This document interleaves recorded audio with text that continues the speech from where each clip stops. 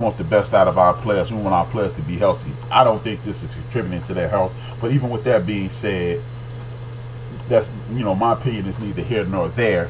But the Tennessee Titans versus the Los Angeles Chargers. It's so hard not to say San Diego Chargers. People, I'm telling you, it's difficult as hell for me not to say San Diego Chargers. I've been saying San Diego my whole life, and over the last 2 seasons, I've had to convert to Los Angeles Chargers.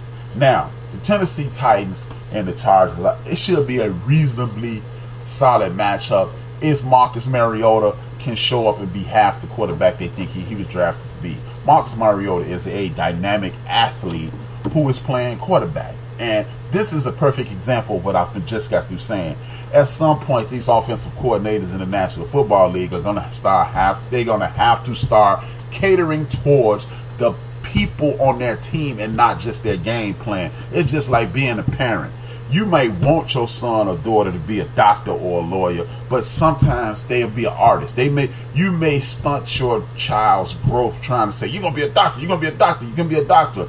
And this person could potentially be the greatest singer, songwriter, musician in the history of the world, or the next Picasso or something along those lines. This is what we have to, this is what coaches should be doing and putting ourselves and putting themselves in a position to succeed instead of just trying to be a damn genius. And if the Tennessee Titans coaches start to cater a game plan towards Marcus Mariota's abilities, much like Chip Kelly did, maybe the Tennessee Titans should have thought about hiring Chip Kelly. Even though all of you guys hate Chip Kelly, and I'm one of the guys that wasn't a big Chip Kelly fan, but maybe, just maybe, seeing how he knows the program, maybe that's what Chip Kelly should have ended up. That's neither here nor there at this point. Chip Kelly not the coach of the Titans. Someone else is. And if they don't start catering to this young man's plan, you're going to waste 3 more years of your franchise and of this man's career, because he is a round peg, or he's a rectangle. Stop trying to get him into a square hole or even a round hole. It's not going to work. With that being said, Phillip Rivers, my man Melvin Gordon, and the San Diego Chargers are looking like they are about to take. They already kicked the ass a little bit this season. They're about to take names. I'm picking, on that note, I'm picking the Los Angeles Chargers to win this game. It's a situation to whereas, look, I just think I picked the Chargers to go to the Super Bowl. The Chargers got one of the best young defenses in the league. You got Phillip Rivers, a dude who arguably, at the end of the day, let's look at this honestly. Phillip Rivers, pound for pound, could be the best quarterback that came out of that class. Now, I know Ben Roethlisberger has been to 3 Super Bowls and won 2, but that's a team concept. I know Eli Manning is 2 for 2 in the Super Bowl. That's a team concept, but that's due to the team. But when you talk about pound for pound, who's the best quarterback? I might go with Phillip Rivers. My personal favorite is Eli Manning. I've slowly fallen out of love with Big Ben Roethlisberger, and but at the end of the day, man, could it be that Phillip Rivers is the best quarterback in this trio?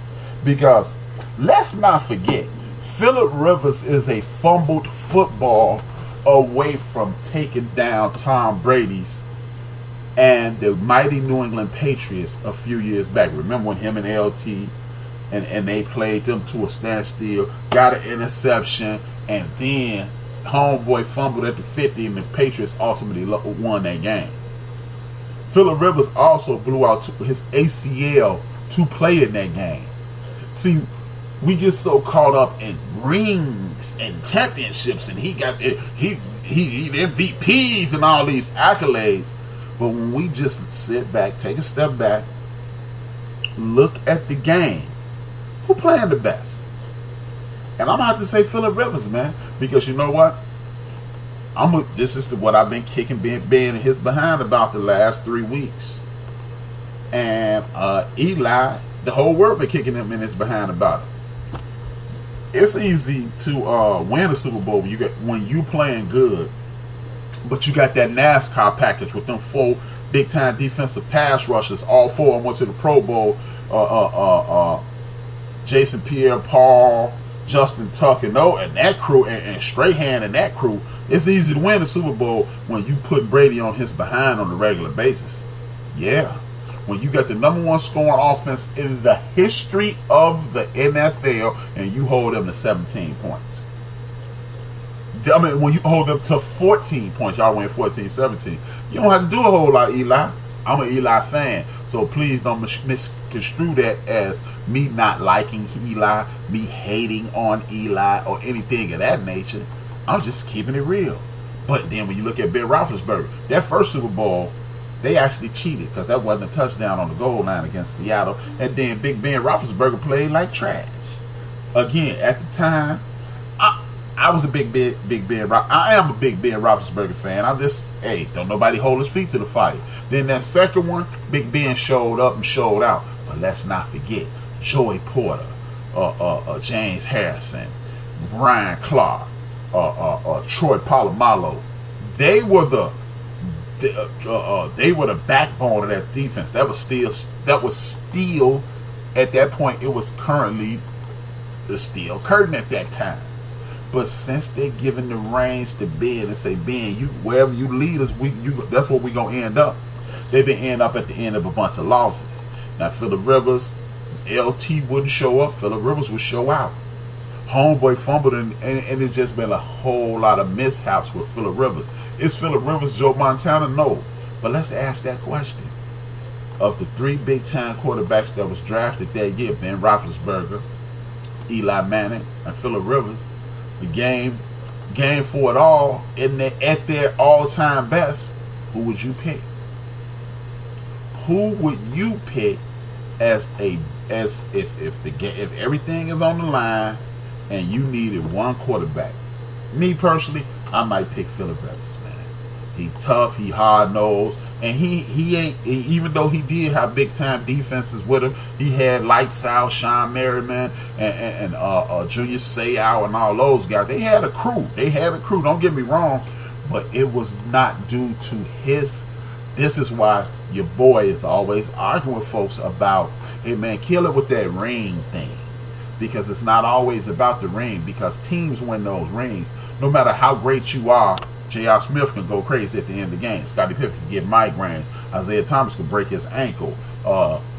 Larry Bird could miss the shot from the corner. Magic Johnson could dribble out the clock.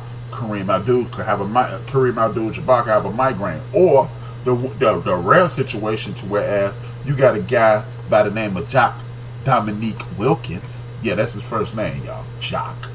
Jock Dominique Wilkins outplayed Larry Bird in the Game 7 of the 1987 Eastern Conference Finals, but due to the fact that he got Kevin McHale, the Chief, Dennis Johnson, and Danny Ainge, they win the conference finals.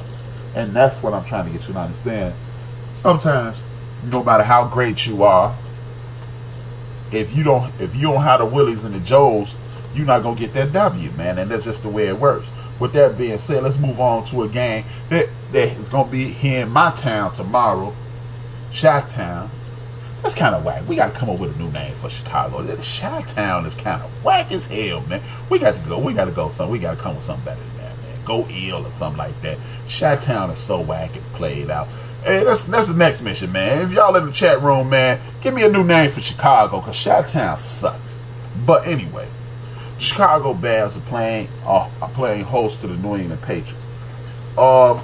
You got Bill Belichick and his crew. Anytime you got Bill Belichick crew coming to town, you in for it, man. Because for one, Bill Belichick is a defensive genius. Tom Brady is the offensive genius. And even though they may not be hitting on all cylinders, it's tough to beat two of the very best at what they do. And then, but what you do is you have to turn the ball over. turn the coin over, so to speak, and look at the Bears. The Bears got a great defense at this point. I've told people that the Bears are going to be better than they thought they was, and the Bears are.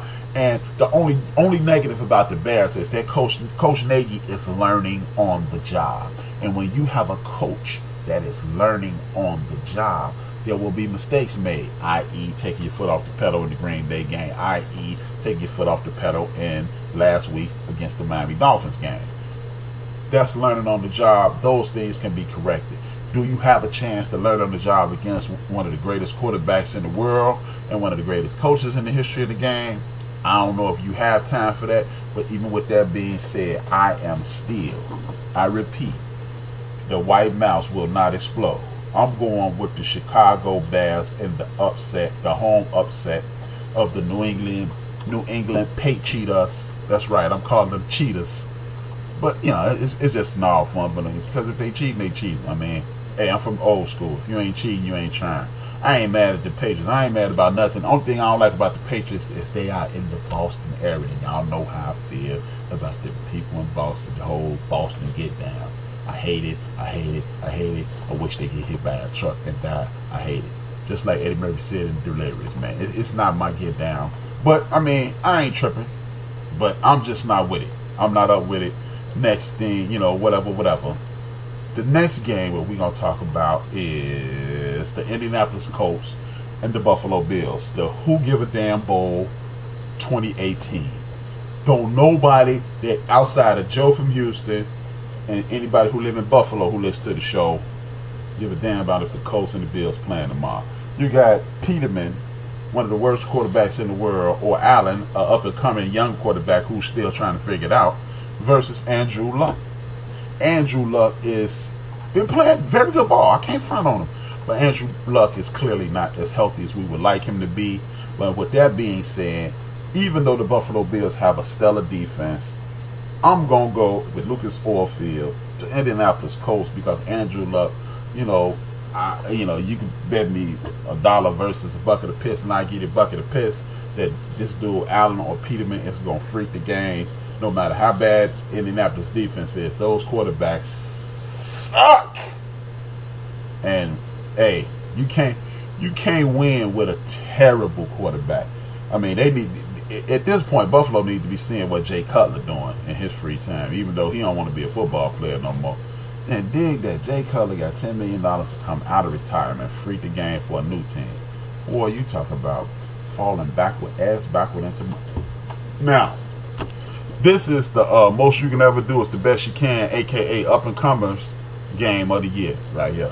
The Detroit Lions are starting to try to have a balanced offense. And when you're starting to try to have a balanced offense, that gives you a better chance of winning. But they will be in Miami tomorrow. One thing you know about the Miami Dolphins is they have a boatload of speed. Speed in the NFL is lethal. It is a legitimate lethal weapon. Speed kills. And the Miami Dolphins, who are upstart team, they're up and coming team, they have they got a young coach just like the Bears got, but he has a little more experience. Ryan Tannehill is not blowing games. They got my man Frank Gore on his swan song down there. They got a bunch of guys who are running wild. They are looking very good. Look, the Dolphins got so much speed. Brock Osweiler was on the team and beat the Bears last year. Boy, you talk about butt-naked lucky, boy. Oh, my God. Brock Osweiler. I swear to God, I don't even want to get on the Brock Osweiler thing, but they definitely have a whole lot of speed. They got Damian Amendola catching everything up under. You got Hakeem Grant. You got Devontae Parker, Kenny Stills. Kenny Stills is a big, fast, young receiver. I don't know how long you've been in the league. The brother was kneeling, but Albert Wilson. I mean, they got a bunch of young speed and talent down there in Miami. So it's going to be an interesting game. Because they are the Detroit Lions, I'm going with the Miami Dolphins.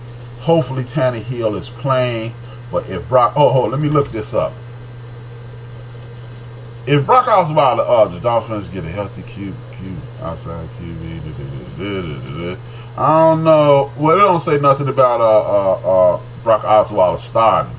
Therefore, I'm gonna stick with my pick with the Dolphins because if Brock Osweiler started,